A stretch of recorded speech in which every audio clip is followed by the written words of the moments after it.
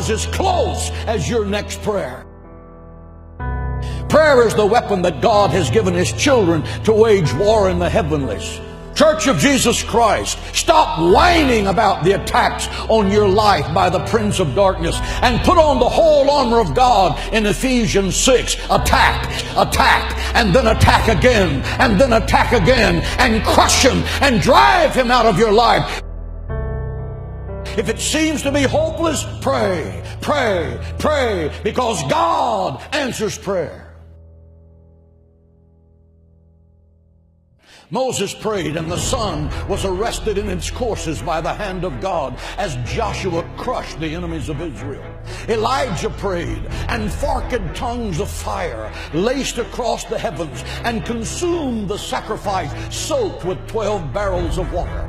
Hezekiah prayed, and I'm talking about Old Testament prayer right now. Hezekiah prayed, and 185,000 Assyrians that surrounded Jerusalem, promising to slaughter every Jew in the sacred city. The next morning, Hezekiah rolled out the letter that General Sennacherib had sent to him, mocking his God and mocking the people of Israel.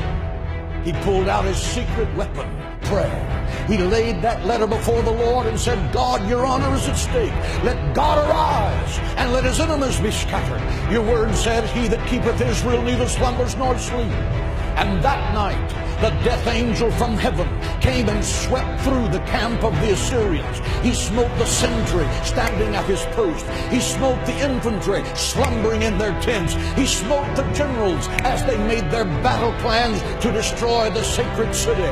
The next morning, when Hezekiah looked over the sacred walls of the city of Jerusalem by the dawn's early light, he saw 185,000 dead men, because the angel of God passed by that night. Why? Because one man knew how to pray.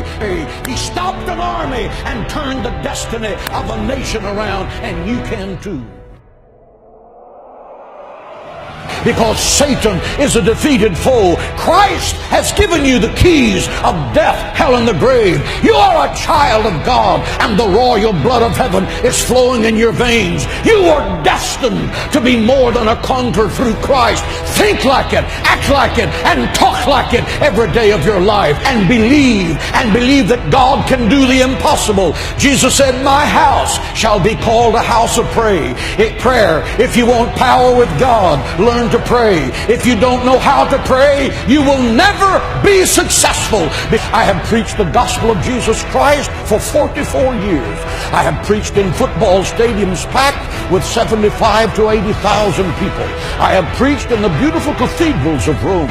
I have preached in the mud huts of third world nations. I have preached to millions of people around the world by radio and television. Why did it happen? It happened because my mother went to war with the devil for my soul in her prayer room, and the devil lost. She prayed me out of the fires of hell and into the gates of heaven. Prayer works. Try it.